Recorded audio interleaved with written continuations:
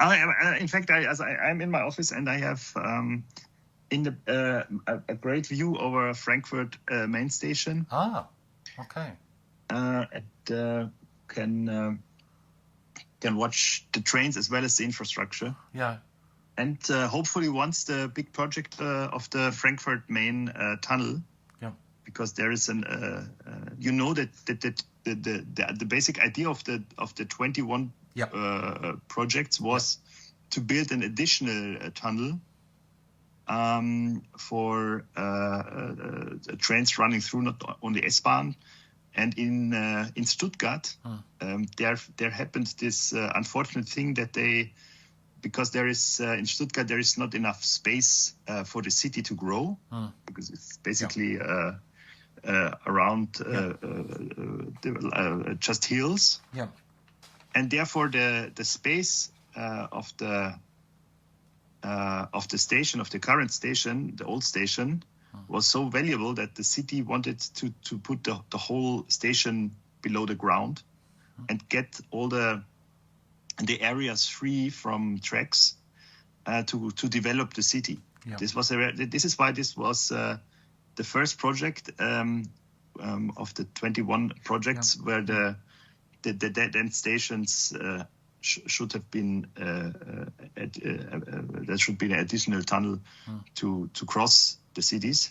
And for the project were there for Frankfurt, Stuttgart, and Munich, because these are the big dead end stations still.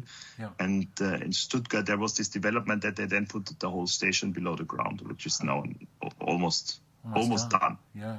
Well, you said you were there, weren't you? Yeah. I was there, and I was very interested actually in this because I think it's part of a European initiative, even more broadly than Germany, isn't it?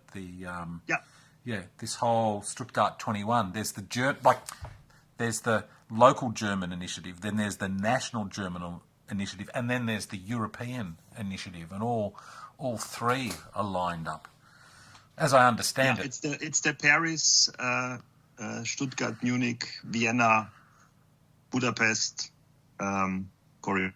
Yeah. Something like 35 million people being joined up, 5 countries. If I remember, I'm a bit. Yeah. It's exactly like this. Yeah. Yeah. It's quite an interesting corridor because the trains are still not too fast. Although you could have an attractive train between Vienna and Paris. The so-called Oriental Express in former times. Yeah. And we once calculated it. If you add up all the pieces once in not too long, 10, 20 years, you can travel under 8 hours or something like that. It's quite attractive. Yeah. Okay. Well, it's interesting because I notice, again, I've been doing a little bit of research before talking to you because I have to do my homework because I was so interested, but that actually this European commitment to this, the European initiative also is on the back of what, as I understand it, Deutsche Bahn is seeing as a need to attract the road users, whether it's freight or commuters, onto the trains and to actually take a big share of all this, both freight and passenger traffic. So, yeah, and it's it looks quite aggressive program. Like, it's not just language; it's actually you're doing this. Yeah, I mean it's very interesting because the market potential for rail is quite high because for long distance passengers it's about 10% market share of railway, and for freight it's like 15 or 18%. Yeah. So there is a lot of market out there on the road mainly, and it is the idea to bring a larger share from road to rail. This has a lot of reasons. One is, of course, environmental and climate, but there is also the idea that the roads are not so crowded anymore, and make them better in quality, in fact, and, Yes. and to have less congestion if you have a larger share on the road, on the rail. Yep. And I think the idea basically is not too bad to have two strong modes of transport and not just one. Yep. Because then you very much depend, for example, on oil, still on oil. Yes. And also on like human resources for truck drivers. You Yep. know, there was or still is a truck driver shortage. Yeah. And the truck driver is not a very attractive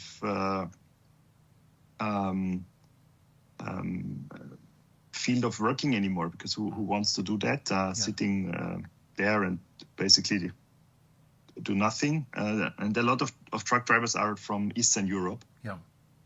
And as you know, the resources in Eastern Europe are already like used up, because they're quite old societies. Yep.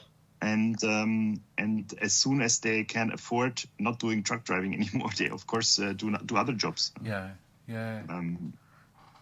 It's certainly interesting.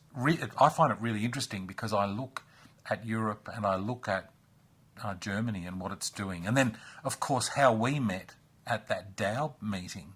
What seems like the other day, I think it's a couple of months ago now, and you gave a fascinating presentation talking about, as I recall it, the consequences of delaying critical infrastructure and the consequences of not getting capacity in time for demand. And I think, remember at the table, I was like, please talk to me. This is incredible, the lessons that you've learned in Germany. And so when you said you'd talk to me about this, I was obviously very excited, because no one talks about this. Like, everyone talks about, we need this project or we need that project, but they don't talk about the flow-on effects even to existing infrastructure if you can't meet capacity.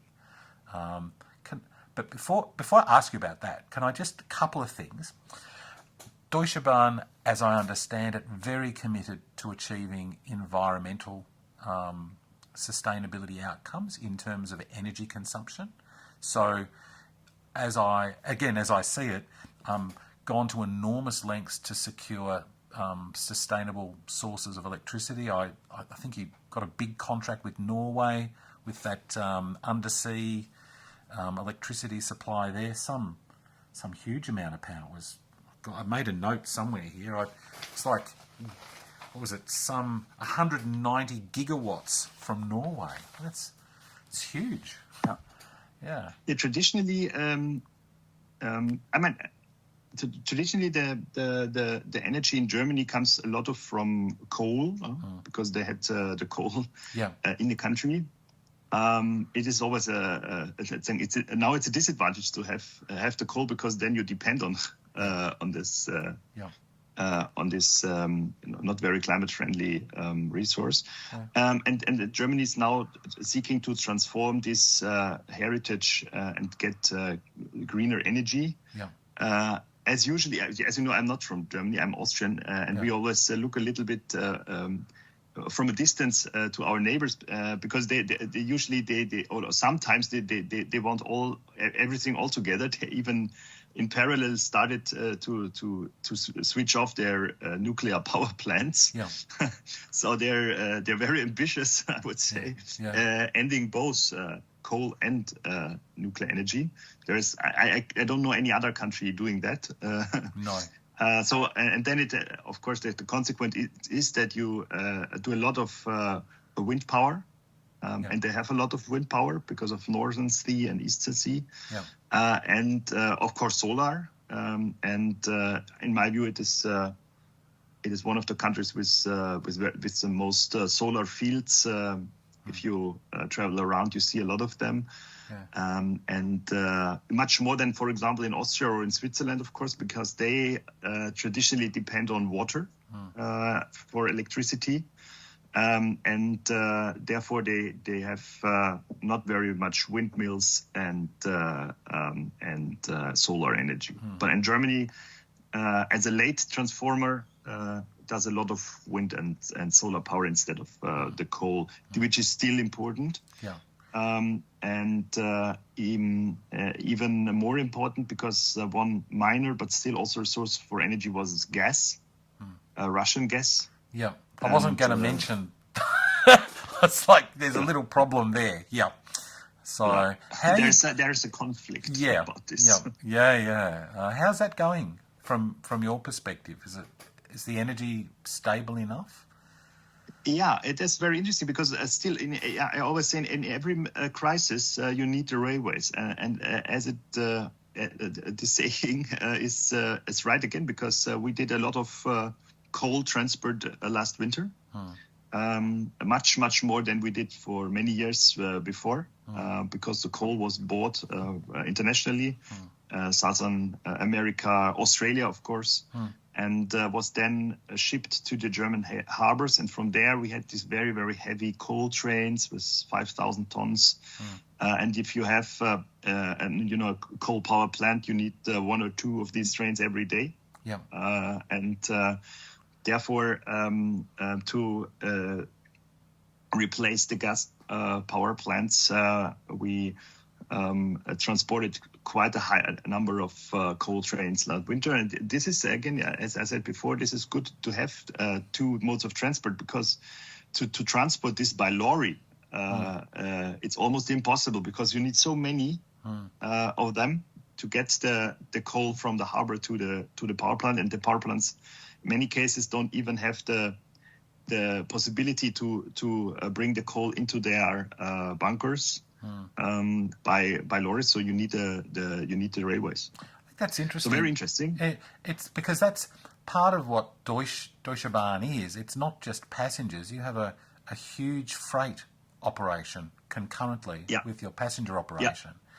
And as I understand it, it's something like 15,000 trains, transboundary trains, so in and out of Germany, because you're a net exporter of cargo trains as part of what you do as Deutsche Bahn.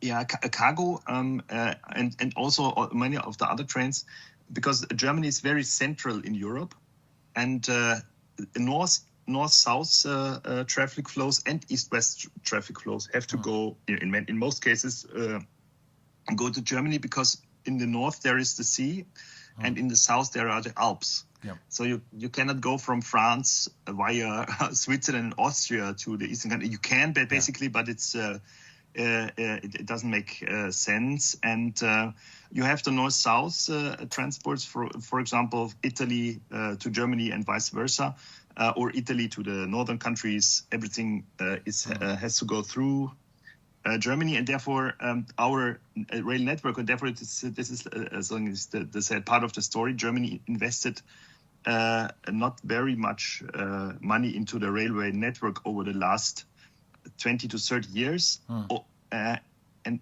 most of the other countries invested much more.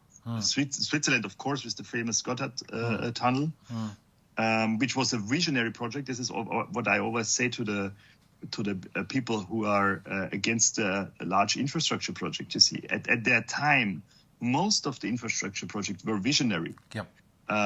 And today you go through the Gotthard Base Tunnel, and there's a short notice on the screens that is the longest tunnel in the world. But it's normal now. It becomes the reality of the people. And of course the freight trains, which is very attractive, because you don't before the Gotthard Base Tunnel you had to haul all the trains up and down again. And this is also, I think, if you come to the tunnels, very interesting that they are basically, there's a simple calculation the people did. They said, okay, we have to put resources on at the beginning, which are quite high to bore a tunnel. And then we have over 100 years, we can save energy. We can save energy because we don't have to get everything out, the people up the hill and down again. Yep. So this is also what is also interesting, because today there are people say, oh, you need a lot of concrete, and is it so immense? It's a completely wrong idea, because the basic idea of infrastructure or tunnels is to save energy. This is the the basic idea of tunnels for decades, and it's a simple calculation. No? You can. Well, it's interesting you say that, because you may think it's simple, and I didn't. I mean, we didn't talk before talking now, but of course, this is at the heart of one of the communications issues that we, as the underground sector, face. Is people are so used to dealing with projects that maybe last for 10 years or 15 years, and then actually you knock them down and build something else, like a building, or 20 years. But our infrastructure lasts forever. And so for forever, you have enormous energy savings. So the signature, the impact is huge. Well, for Deutsche Bahn, be huge. I saw some figures where the railway industry is now calculating the energy efficiency of railway compared with other modes of transport. And it's like orders of magnitude better. Yeah. It's not just a little bit better, it's hugely better. This is also the very interesting point, because many people think that the good thing in railways is that they run with electricity, and in best case with zero emission electricity sources. But much more important is that the transport itself, because of the physical rail and iron wheel idea, is that that you need much less energy, because it's still, if you go from Munich to Berlin on a Tesla with green energy, you still need 3 to 5 times more energy than on the train. Yep. And this is the much more interesting fact, because you have your country is much more efficient if you have railway transport compared to road transport. It's much more efficient. You save a lot of energy if you have this. And this is, in my view, the most attractive thing with the rail transport, that it's really the best thing to use a very, very few energy to get around your country, people and goods, of course. Yeah. And it's, again, this is one of these things that's often completely overlooked, is the inherent efficiency of the movement of whether it's people or goods. Just a unit of energy per journey, whatever it is as I mentioned, the tools are suggesting it's orders of magnitude less. It's not a little bit. It's just so much. Yeah. And the other thing that really impresses me too is the design life even of the equipment, whether it's the rolling stock, the rails, what have you. Also, it's heavy engineering that lasts so long, it makes a Tesla look like disposable. Yeah.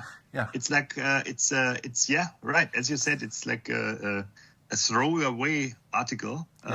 Because I just when I look out my window, I look at the ICE trains, so the high-speed trains, and I once made a calculation. The first ICE trains was the ICE-1, basically built in the 1989 to 1991, and these trains are the trains in the world with traveling the most kilometers, and we have train sets which traveled now 20 million kilometers in their life, and they are still out there running for another 10 years because we refurb them once again. And if you want to have the same amount of transported people times passenger kilometers on cars, you have had to produce 13,000 cars for one single train set still running. And so it's so impressive. And also, if you think one further, when we talk about sustainability, the train set is like kept and repaired. No, people now with all their machinery at home, like the washing machine and the dishwasher, we think of getting the people more to repair the things and not to throw them away after 3 or 4 years and buy a new washing machine. And with trains, we exactly have this, what we want to have. Basically, a machine which is lasting 30, 40 years, just repairing and replacing small pieces, but the whole engine and the whole machine, so it's like it lasts forever almost. Yeah, Huh? yeah, it is. It is like almost lasting forever. It's. I just find it amazing, and I think it's often overlooked by passengers or even people consigning freight that the framework, the engineering framework that they're relying on, is in a very real sense completely different in terms of design, durability, resilience, performance than any other machine that they will ever come in contact with. It's just so robust. Like even, take an aircraft. There comes a point with an aircraft you have to throw it out. You actually can't repair it because the way that they're built with that compromising of fatigue and durability means they become a throwaway item. But no one talks about that, or the cars, things like that. Yeah. Well, that's... As you said, saying that 2 weeks ago I was in one of our tunnels, the so-called Horkheimer tunnel, which is from 1902, so almost 120 years old. Yep. And it is under complete renewal. After 120 years, they still, the only thing they did is like the inner elements were put out and a new interior, let's say, was put in to this tunnel, but it's still there. There is nothing difficult. Yeah? It was closed for like 1 year, and then you renew it, and it's fit for another 100 years. Yeah. Well, with the tunnels, it's interesting. As you said, there is a lot of energy involved in the initial construction. I mean, of course, we're drilling a hole through the earth, so it's about as difficult as it gets in terms of heavy engineering. But then it's forever. And you can refurbish it like you have. This isn't a huge energy job. This is just some attention to detail. And you can also repurpose them. So I'm sure in 1902, it wasn't imagined an ice train would be whizzing through it. No. They had steam engines. Yeah. There was no catenary, nothing. Yeah. And so now it's got catenary, it's got emergency systems in it, I presume. Completely different type of track, completely different sort of ballast. But not that different. Huh. It's still the rails, sleepers, and all the ballast. It's not different. I mean, there are some additional things now because there is like a basin at the lower end when you have let's see, it's very interesting things we do. If there would be a fire and you need the water, it is catched and it's not like running out. Yep, like a sump or something. Yeah. Oh. But it's like an addition, of course, good thing, but nothing which basically is different from that what the engineers in 1902 had in their mind, and so it's really impressive that these things are, as you said, really lasting forever, and it's now after 120 years we there's one reconstruction, and they said, the engineers said, it's for another 100 years. It's okay. Yeah. Well, when we spoke in Bonn, as I say, a couple of months ago or whenever it wasn't much more than that, if it was more.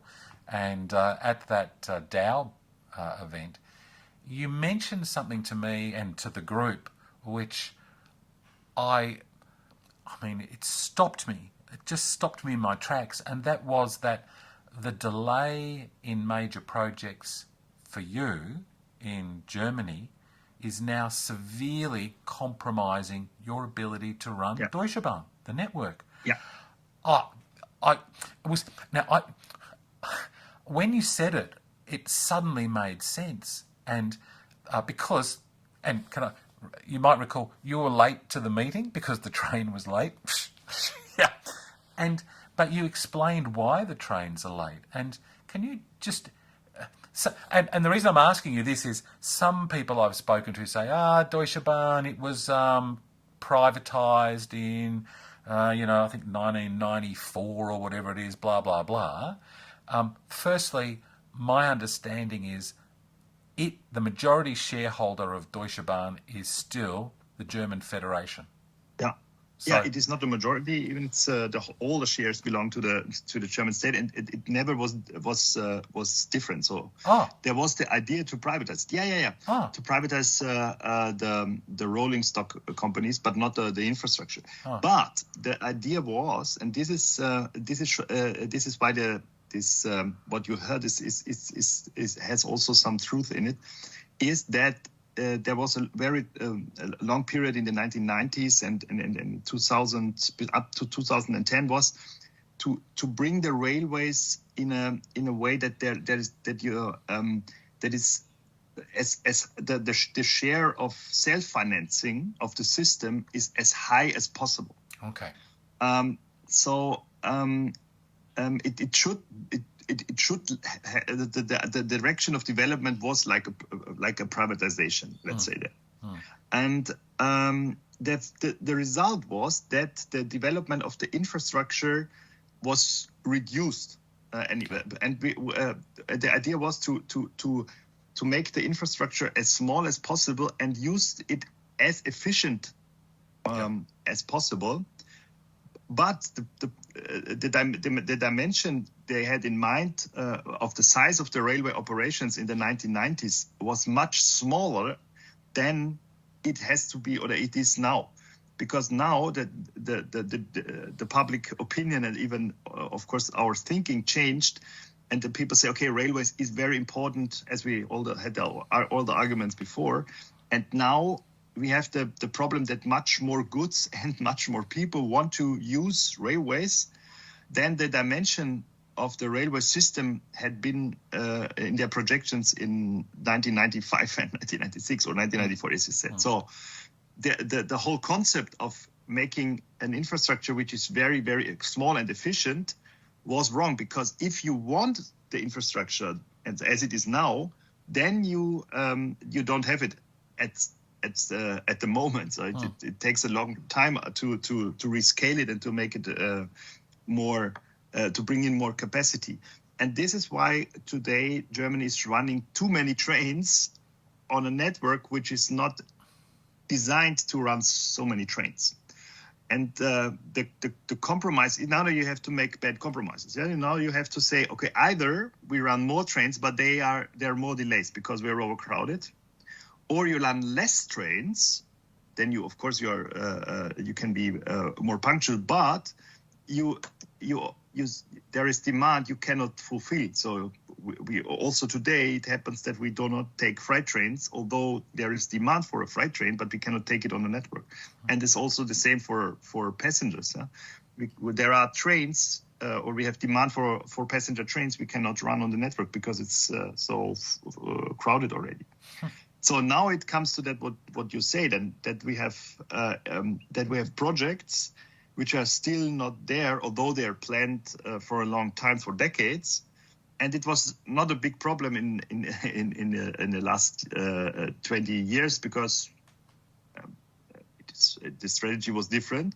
But now it hurts a lot, because every project which is not there means that you can directly translate into trains which are not running, or quality, trains which are running not on time, because like here in Frankfurt, if there is one train delayed because it's so crowded, you delay at least 2 to 3 other trains, so you have this multiplication effects, this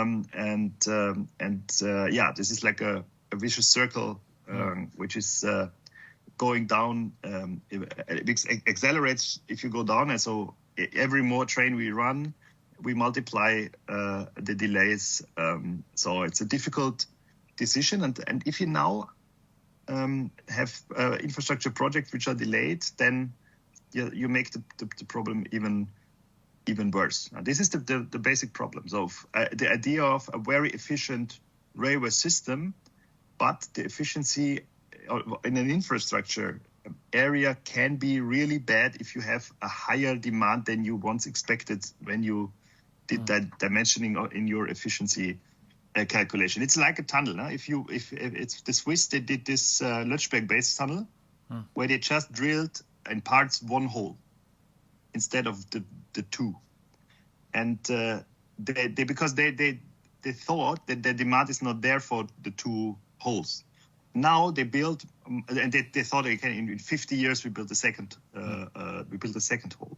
But now, 20 years after it was opened, or 15, I don't know, they see how the demand is already there for the second hole, and now they build it. If 15 years later, it costs them like double or triple the price as they would have done it at the beginning. And this is, for me, also one of the smaller examples that if you fail the accurate dimensioning in infrastructure, then it's really expensive. Then it lasts a long time to correct it, and it's really expensive. Therefore, it makes sense to do the dimensioning a little bit more, as I said before, visionary. And this visionary, it's, again, if I go back to our discussions in Bonn, you were mentioning that projects that have been on the drawing boards, projects you're trying to get approval for, which have been delayed, and this is the same in many countries. There's approval processes and permits and public hearings and many things that can delay things. Now, as I understand it, the very service that people want, which is the environmentally friendly, low energy, low carbon passenger and freight transport, you're having difficulty delivering because of the delays in getting the approvals for the projects which would actually give you the capacity to give the service that's needed now. It's actually, you're crippled now. Is that, am I right? Or? Yeah, it is right. And this is an interesting loop back to the tunneling. Because, as I said at the beginning, for many decades, the tunnel the energy. Right? Here is the mountain, and then it goes through flat. Today, it is a little bit different. We are starting building more and more tunnels, not for the purpose of saving energy, because you're in a flat valley, and you can also have, for example, the track outside. But you have so much. One, of course, you have more people living in Germany than 100 years ago. And you have more people who want to preserve their environment and their area. And this gives a lot of resistance, and with social media and the things, their voice and their articulation is much stronger than it was 30, 50, 100 years ago. So tunnels, in my view, become more and more the function of getting infrastructure projects done, because you get all this resistance and discussions away, and you get the approval process for tunnels. It's much faster than for lines which are not in tunnels. So this is today. You also have the effect that the tunnels are not there only for saving energy, but they are also there for getting projects, getting approval for projects, and to get it faster. For example, the approval for the tunnel through Frankfurt city center, there will be no resistance because you just don't see it. And there are other projects which are under discussion for 30 years without tunnels, and they have no perspective of getting approved because the resistance in the public is so strong.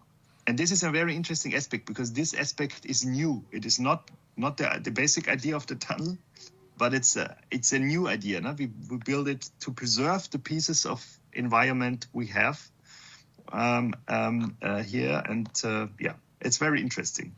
Well, it's interesting, isn't it? Because what you're describing is very pragmatic, because you have a nation at the centre of Europe, which is one of the world's great exporters, whom needs to continue to be a great exporter, efficient and effective at production. and therefore has to be competitive.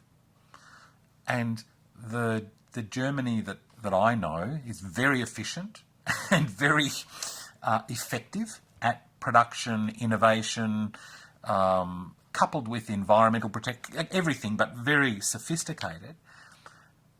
And yet its very growth and the very advanced state that it's in has the potential to cripple its ability to deliver because its processes stop building the infrastructure necessary to keep the economy efficient and the life's good and everything good. So the self, for me, for my house, for what I look out the window, becomes more important than the national objective. And as I understand it, you're saying the tunnels are a way to short circuit this problem because you say, okay, we make the connection, but we go underground. You won't see it, won't disturb you. Yeah.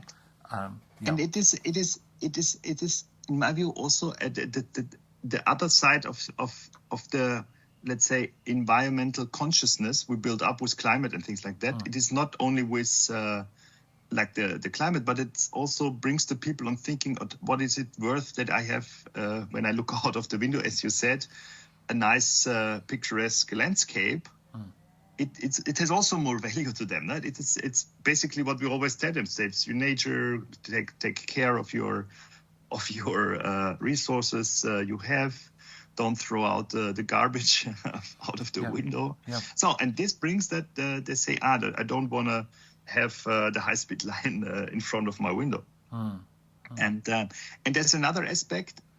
We also have the engineer and the engineers and the tunneling industry became, let's say, it is not building a tunnel. It's not more like seen as a problem. Like 100 or even 150 years ago, when they built the tunnels, it was they tried to make it as short as possible because it was so hard and dangerous work. Today, it's like building a tunnel of 20, 40 kilometers.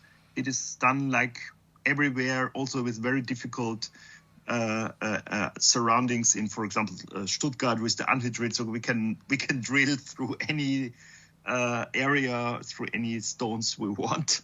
And this also brings the possibility of doing that. Of like it's like building something which is normal. No? Yeah. And this makes it also more. It brings this the tunneling to like it's an easy solution. It's easier to get the engineers and the tunneling complexity done than to do a public to build out so it's easier to win against the mountain than to win against the public opinion. Huh? Let's say that's really interesting because I mean you're as I understand it, chairman of the board. Is that DB? So in the boardroom, I mean, I'm not asking you to confess what actually gets said in the boardroom, of course. But from your perspective as someone who sits on a board, there's a corporate advantage in taking decisions like this as well because it de-risks the project for your organisation by going underground, that's a fascinating perspective. Often the engineers just want to talk about the complexities of building the tunnel, but from where you sit, you're confident they can do this and do it well. Yeah, exactly. You have an overview over the complexity at the beginning, and okay, it will be like 15 kilometers, and it costs like this, and there are this and that risk, and we have a timetable, we have the technology, and it takes like 10 years to build it, but then you have it. But having a public process which is open end, and you never know if you get a permission to build a project, let's say a non-tunnel project, the risk is much higher. And then it comes in turn to what we said before. This is then you have also the negative effect of not having the project or the new link, the new rail link you wanted to build. The risk and the costs of not having it, delays, not getting the trains through, this becomes at a certain point higher than the costs of the tunneling because there, in 10 years it's there. On the other way, it's might be cheaper, but you don't know when you have it. Yep. And this is exactly the discussions, at least in Germany, but I'm sure also in other countries you have with the infrastructure projects. That's a really interesting perspective, because I'm not the Chancellor of Germany, of course, but from the country perspective, one could also imagine that strategic investment decisions in major industry, in other major developments, would also be looking at when will capacity be available on this particular freight line. Will we be able to get X, Y, Z to the port? Can we get it to Asia? Can we get it to other parts of Europe? And that could be impacting other client decisions as well. Yeah, of course. And for example, in particular in the freight business, the more advanced your industry is, for example, car, or even when it comes, also cars like complex electro cars with their batteries, a very complex industry. You need a lot of precise and reliant infrastructure and transport infrastructure, because if you have a train full of batteries for cars, the value is enormous, and it is very important to be very reliable at your factory, and if you have delays, you're not reliable. If they don't know if it comes to train 3 hours later or is it on time, it is a huge difference in being an efficient country or not, because you get the factory if the owner knows that they are very, very precise in their transport infrastructure, because this saves a lot of money and capital you need, because you need batteries on a train standing around. That's not efficient. It's very efficient to bring them every day at a certain moment into the factory from the harbor, and this is why the precise transport infrastructure and good capacity on transport infrastructure is basic to be attractive for complex industries. It's really interesting you say this, and I know you're familiar with the discussion I had with the chief engineer for India, Mr. Gupta. Yeah, I saw the interview. And he was talking from India's perspective, almost the same words as you from a German perspective, where as a nation they're looking at the efficiency of their transport infrastructure as a competitive advantage and being key to the economic, social, environmental well-being of a nation. And you're saying the same thing. This is serious global business at a nation level. Yeah. It's exactly like this. This is and as all the countries are very much linked today, because India is also producing high value goods, and there are also chains of production as well. So it depends on it, and it is exactly as you said. Yeah, and one of the things that also interested me with Deutsche Bahn is you have international operations as well, and actually international network, including into Eurasia. So you run freight right across into China and back, I assume. It's such a connected world now. I mean, this is just amazing. How important are those links? So we've discussed the links within Germany for production and distribution. What about that extended global rail network? How's that? Yeah, there was. I thought there was a really, really good development of the rail freight links between China and Europe. Unfortunately, now because of the Russians, where you had get all this freight through, this was massively reduced. I'm not sure if there is still some trains running, but there are, of course, much less than there already been, and it's really sad because there was a constant increase every year, more trains, and also the infrastructure on the borders was improved. and it's really a sad development. And as when we take together of all what we said, is that that is also, in my view, a very a big disadvantage for the Russian economy if you reduce the links and the connections you already have, because also for them it was an advantage to have a lot of trains running through, because there's this like very cheap capacity you can also use. Of course, if there's some space on the freight trains, which is almost every time something is free, some space for containers, it's like free transport to Europe and China, and this is I think it's a disadvantage if you have good transport linkage and you lose it, then it's also a disadvantage for your economy, because you also lose your connections and your cheap freight transport possibilities. But I'm quite confident that these things will grow up again, hopefully. Time. Cross our fingers. Yeah. Time will cure this. Yeah. If us engineers have our way, we get rid of this problem very quickly.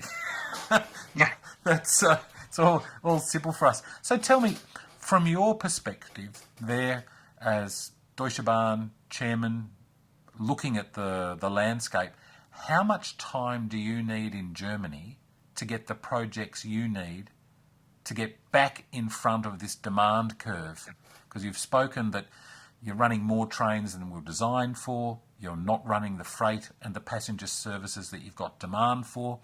The ones that you are running are very fragile in terms of the timetable because you're running in excess of capacity. How much time do you need to get the system running? Yeah, we have a little bit adapted our strategy now, and we follow the way of building this big projects which we have planned, and some of them are also very close to approval. Everything okay, but at least that they have a larger effect. It will take at least 10 to 15 years. Therefore, we adapted the strategy, and what we now do is that on deadlines where we do not yet have the new infrastructure, and of course there's many lines where we have new infrastructure, but there are also lines where we have no new infrastructure. We have to use the traditional one. We do now a program of complete a radical renewal and capacity increase of these existing lines. So currently the strategy is to always do little maintenance and improve it very, very small steps, because we wander around the trains. Now we have a strategy of taking them out for half a year and radically renew them and get out of the traditional line what you can get out with the existing technology. So bring it on, digitalize, do the best signaling. So do everything, and of course completely renew the switches and everything you have, so such that you have a piece of infrastructure which is not completely new, but you get the maximum capacity out of the existing infrastructure. And this is now the strategy of getting more capacity out of the network within the next 5, 6, 7, 8 years, and to be faster in increasing reliability and capacity with that infrastructure we have. And there is, of course, infrastructure which is not too bad, but it is in a not good condition because it was heavily used over the last 10, 20 years, and with minimal works on the track to have it available. But that also leads to the problem that it's now overused and also not in the most modern condition you can have.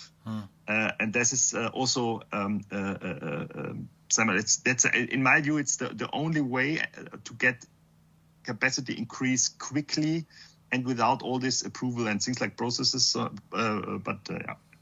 It's interesting, isn't it? I'm very sorry that I have to end our interview in 1 or 2 minutes. Well, I'll just say thank you for talking to me, and I just find it fascinating that you're actually now forced, because of the situation with the capacity problems, to just stretch what you've got as fast as you can to get the maximum performance from it, whatever generation of technology it is. So that's, yeah. And look, I really appreciate you giving me this time. And I love the fact that you like the tunnels. And I'm really, really interested in your perspective from the boardroom about why a tunnel option's a good option. It's been great. Thank you for talking with me, and I'll drop you a little note. I know you've got to go to another meeting now, and thanks for making time. Thank you very much, Arnold. Pleasure. Thank you. Cheers. Have a nice day. Yeah, I will. Or have a nice evening. I'm in Australia. Oh. It's winter and it's my evening, and it's summer and your morning. So. Completely different. Yeah, it's the biggest difference you can have on this planet. Huh? Absolutely. Yeah. Well, it's true. Thank you again for your time. See you later. Cheers. Bye. Bye.